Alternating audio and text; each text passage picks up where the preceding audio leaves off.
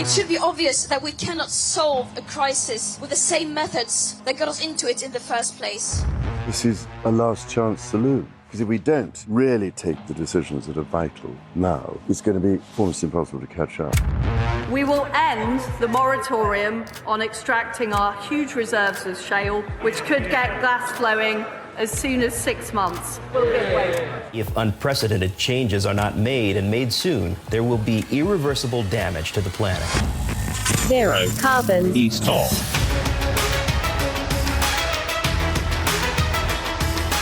Hello and welcome to Zero Carbonista Series 4 Fool's Gold. I'm Ian Collins and this is the UK's #1 environment-based podcast. If it's green, it's in. As we begin a brand new year, we promise, as ever, to leave no stone unturned in the search for the basic truths of what is going on, why the ineptitude of governments continue to reach new and dizzy levels by the hour, and why this podcast will never stop asking all the relevant questions. Let's speak to our man keeping the scorecard on all of this. He's the green entrepreneur and environmentalist, Dale Vince. Morning, Dale. Yeah, morning, Ian. Happy New Year as well, Happy by the New way. Year, yeah. And as you and I might say, thank it's all over. Absolutely. I think we just did off air. It's, yeah, I mean, there is a kind of recalibration, isn't there, about January? I know people go, I hate January, it's very dull and all the rest of it. I think you have to turn that on its head and say, here's an opportunity to begin again. Yeah, and look, we're lucky to see January, right? Because 10 million turkeys don't get that. Good point, actually. And we can't even speak to them for a comment. That's right. It's a fair point. I wonder where we'll be in 50 years' time, where the turkeys will still sit by the million on people's Christmas tables. I hope not. All right, I'll do my best to make sure they don't. Indeed. Well, we'll come on to Veganuary shortly, but 2023 as a whole, a watershed year for climate litigation is the headline. Yeah, and this was like a really long article. And I mean, it basically sketched out the enormous number of legal challenges to states on the one hand, private companies on the other, like oil and gas companies, and something else. I even forgot what it was. But, you know, reading it, it's like truly global. The US, Australia, Europe, everywhere. Governments are being challenged over the slack targets or lack of targets. In the US, they're being challenged for having a state law in Montana that says they can ignore the effect of the climate crisis when they make a planning decision. I mean, WTF? What are the Americans up to? Can they, I mean, when we talk about litigation, I mean, who can sue who on this kind of stuff? That's the difficulty, isn't it? Because often the people who need suing are the people that made the rules. Well, it's interesting. You know, you've got a lot of kids fronting this stuff, actually. So in Canada, there's kids fronting a legal action against the state there for a lack of an emissions target by 2030, or for rolling it back, actually, for trying to reduce it. In Mexico as well, you've got a whole bunch of things going on. South Africa, Australia, I mentioned before. New Zealand is being challenged for breaching its climate obligations by an indigenous leader, actually. And in Europe, you've got a Peruvian challenging German energy company, RWE, for what it's doing in South America. I mean, just it's an incredible read, actually, the amount of stuff going on. And then you've got oil companies being sued, you know, up and down the world. And the third bit is greenwash, right? Greenwash is being challenged around the world. You've got Dutch airline KLM, whose adverts are being challenged for being misleading, and something to do, a gas company as well, doing something similar in Australia. And so it's like, you know, you've got the public sector, the private sector, oil and gas companies, and then you've got greenwashing as well. So it's, I mean, it's a tsunami of legal action, actually, against the bad guys, the way I see it. And yeah, I mean, the greenwashing thing is interesting. If you're a petrochemical company and you're even claiming to get anywhere near caring for anything green, then the chances are it's bullshit. Yes, chances are. And the one that's missing from this, which I read about a few days ago, is Puerto Rico. They're using a racketeering law that exists in the US because they're a state of the US. They're using an anti-racketeering law to challenge big oil companies for the climate crisis, which they say is devastating Puerto Rico more than anywhere else in the US. And this has been used before against the opioid companies, against tobacco companies. Their chances of success are really quite high for basically oil and gas companies collaborating and knowingly causing this harm to the world in effect, but to Puerto Rico in this case. That one is really exciting. It's not on the list of this article, but I love it. We'll certainly keep our eye on that, that's for sure. Question in from Donald, who says, Dale, I think you are super great. He says a bit more than that, but it's just nice to pause. at that moment to digest the compliments of the season. I support all three of your values, but also have a personal focus on recycling. What's your view on recycling as an acceptable proposition after reduction and reuse? Keep up the good work, but my boys Charlton need to beat Forest Green. Sorry. There you go. He's given with one hand and taken with another. Yeah. Look, fair. Look, I got more than three values, but I think what you're referring to is energy, transport, and food. Yeah. And I mean, the simple answer is that's the right merit order, right? Reduce, reuse, and recycle. When everything else fails. So I'm on board. Charlton, I think we drew recently, and honestly, look, FGR need the points more than Charlton do. So. That's fair. Why should Charlton have more points? If the gods of football are listening. Absolutely. Let's talk about wind generation. The UK sets a new record in this respect. That's good news. Quite mad, really. And it was one day last week. These are the things that don't work, apparently, according to a couple of MPs out there. Yeah. Green crap, I think Cameron called it. We hit 87% for a whole day of electricity on the grid for Britain coming from zero carbon sources. It was a combination of wind and nuclear, but the biggest we'd ever achieved before, the typical, was just below 60%. So it leapt up to 87% on one day, one whole day, which is pretty fantastic. In terms of, I saw somebody make a point which I couldn't really answer, but somebody said, well, if it gets like super windy and you get it up to 90%, we could say, well, that's great, but what does it say about the climate if it's that windy? Yeah. Well, because just before this happened, we had one of those cold spells with no wind, and everybody needs to turn the heating up in that case. And and then we were lacking wind energy. But then it turned mild. The wind came back big time, and we had an abundance. But this is why we need storage in all its various forms, so that when there is an abundance of wind, we can hold on to it for a little while. The electricity. Where is that storage story, Dale? Because we've talked about it often. It comes up quite a lot about the inability at the moment to have any effective way of storing it. Where are we on that journey? I think short-term storage, we have the tech for that. It's basically lithium-ion batteries. We're building one, Ecotricity, a 10 megawatt project. Will go live in a couple of months' time. That's our first, and we're plugging it into our smart grid system, which balances storage, generation, and big demand from industrial users to create a half-hourly balancing game. Yeah. And there are other ways as well, like making hydrogen from excess wind energy, splitting water. Hydrogen can be stored fairly effectively and then turned back into electricity later. The downside is the round-trip efficiency of about 50%, where with a battery you get about 90%. And then there are all kinds of other, really inventive things like old mine shafts, dropping weights down an old mine shaft to create electricity and then pulling them back up when you've got an abundance of electricity. Wow. So some kind of gravity-based system. Got it. Gemma says, Dale, you talked a lot about influencing politics in 2023. How can we, your listeners and followers, help? I was hoping by this stage, Dale, you'd be in the House of Lords with, faux ermine around your neck, ready to go. But the ennobled Mr. Vince, as it were, Lord Dale of, well, you can pick your place apparently, but then you kind of opted out of the idea of being kind of, full on in terms of the House of Commons, didn't you? Yeah, I did. Yeah, and opted instead to go for a foundation, like a think tank, but more of a think do tank, as a kind of vehicle for the ideas that we come up with, like grass for making gas, and the latest one is grass for making food, and all kinds of other stuff, and turn them into worked up economic plans to share with the new government that I hope we'll have in 2024. So they've got something to kind of get their teeth into, I guess. But you remind me, I was in the House of Lords probably a month or so ago, and I had one of those scenes in the restaurant there where, I wasn't wearing a jacket and the guys wanted me to wear one, which was a bit so old fashioned. But hilariously, they brought me chips because, they didn't have any vegan food either. So they brought me chips, and the vinegar was balsamic, and I grabbed hold of this balsamic vinegar thing and tipped it on the chips because I thought it had a hole in the end, but it didn't. It had a lid, and the lid flew off, and the vinegar went absolutely everywhere. It was the perfect answer to the dress code and the lack of vegan food.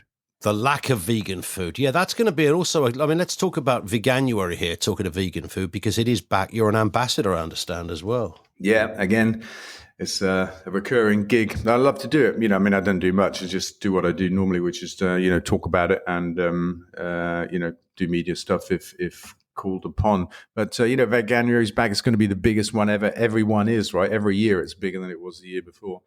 Which is pretty cool. And we've got a special offer with Ocado. Might be worth mentioning because people ask from time to time, where can they get forest green burgers from? We've got a Thai green curry burger with Ocado that's on special offer, £2 a pack for the month of January.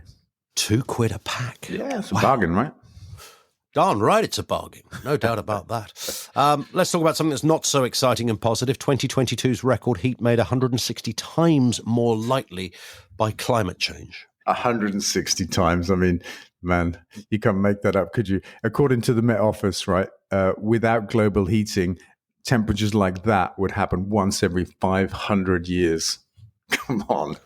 Once every 500 years. And still there are people out there that say, no, it's just the weather. Come on. It's just the weather. It's as simple as that, Dale. Yeah. Can't you get your head around it? I can't, no. Here's a good question. I like this because this is one of my colleagues mentioned here. Neil on Facebook says, how do we persuade people like Farage and Julia Hartley-Brewer that renewable energy really can work? That's a great question. I mean, I think talking to them, I take part in the shows. I was with Julia Hartley-Brewer a few times just for Christmas, and I'm actually going to be with Nige next Monday, by the looks of things, doing a piece on his show. I think engaging with them and, giving them facts where they have kind of myths and misunderstandings, just offer them the facts. The cold, hard truth of renewable energy is what is sobering for people like that. Where do you think that cynicism? Because I'm kind of intrigued by that. I think, in my job, when you're doing kind of talk formats, there is almost an instinct to, it's black and white. It's a kind of binary thinking. You have to be that or you have to be that. There's no room for the nuance. And once you've embedded yourself into one side or the other, there's no possible way you can ever see anything beyond that. And that's what I think happens here. And no matter how much evidence you throw at somebody, there's a kind of psychosis kicks in, and it will never be enough. You could sit there with a team of lawyers and scientists throwing every fact in the world, and some of those people will still be impenetrable to basic facts, really. Yeah, and I think for some of them, it becomes like their identity. That's who they are, and you're right, they're completely dug in. But I did a thing with Nigel Farage months and months ago now.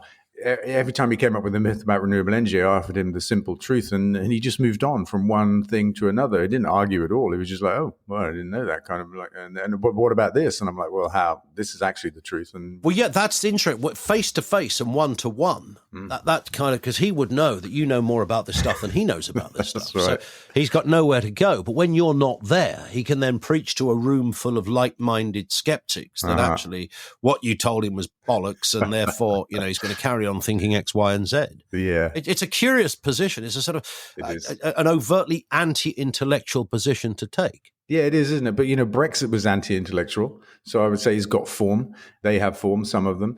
It just is the way it is, isn't it? I think that increasingly the evidence becomes overwhelming.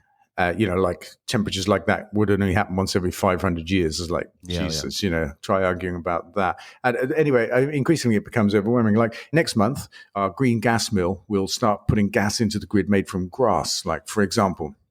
And, some of these people are super skeptical about that. There's some Tory MP I've been on the radio with. I forget his name. He's a bit of a knob, to be honest. And he's like, what could that be? Yeah, good question.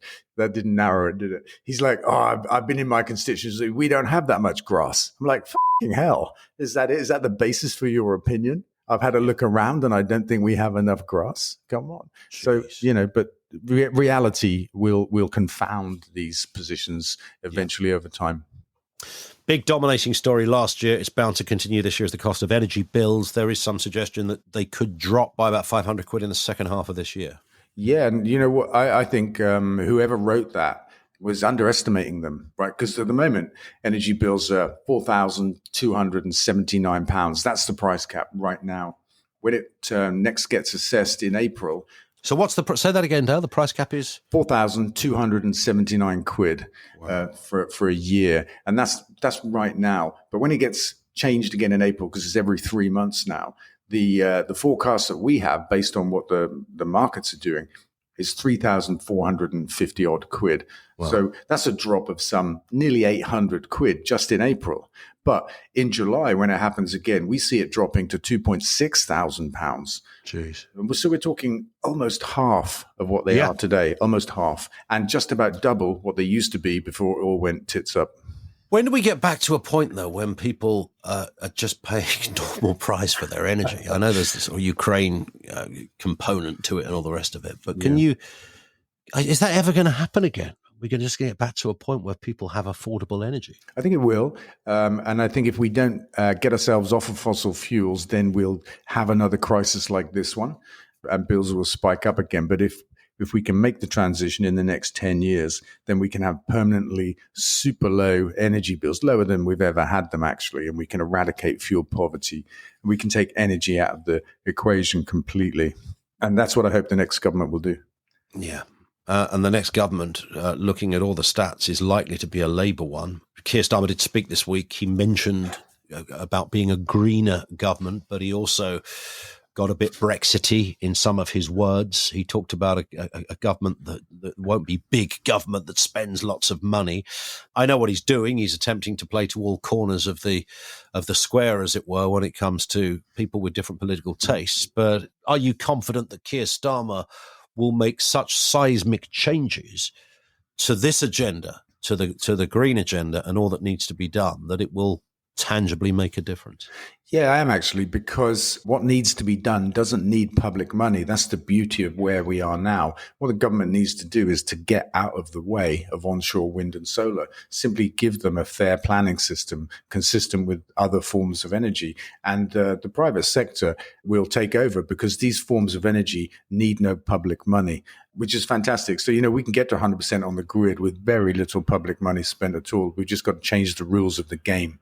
So I am confident, actually, that he can make those big changes and stay true to the idea of not just splurging loads of cash on this whole green agenda, because it doesn't need it, right? Green stuff has suddenly become super economic. We no longer need to argue for it on the basis of saving polar bears and avoiding the climate crisis. It's all about the economy now. Talking of politics, the government made a U-turn this week, Dale. U-turn corner. U-turn corner. Yeah, my new favourite. Channel 4 privatisation abandoned, which was always a curious idea. There was a great clip when Nadine Dorries, the brilliant Nadine Dorries, was culture secretary, and she started sort of making comparisons with areas that you don't need to compare it to. Channel 4 is not funded by us, and it washes its own face, to coin that phrase. And yet there seemed to be a kind of suggestion from the government at the time that it was, and therefore we need to privatize it to address this injustice. And of course, it was nonsense. Yeah, it was just a culture war thing, wasn't it? It was red meat to the right wing of the Tory party and the voters out there in the country. Just destroy a little bit more of our culture by privatizing Channel 4. And of course, privatization itself has an heroic record of success, doesn't it? I mean, why wouldn't you do some more of it? There it is. And Murray on Twitter, final question. Will artificial intelligence do anything in your world, Dale? AI is the future. Of course, it's going to dominate all manner of areas of industry, commerce, and day-to-day life. How will it affect what you do, Dale? Yeah, we are using it in our smart grid system, which is this thing I described earlier, where we balance generation, storage, and demand on a kind of half-hourly basis, but also we're plugged into the grid, the power on the grid, the levels of demand, and a lot of other aspects of it in terms of what the grid needs, frequency support, voltage support, that kind of stuff. And so we're using AI within that system to determine what it is we should best do to sort our own position out. Good work. Dale, fabulous first episode for 2023. We'll speak in a week. Nice one. See you then. And that is it for this episode. Don't forget, of course, you can follow this podcast from your podcast provider so that you get each new episode automatically. Leave a review there as well. Really important bit, follow Dale on social media, twitter.com/DaleVince, facebook.com/DaleVince, also on TikTok and Insta too.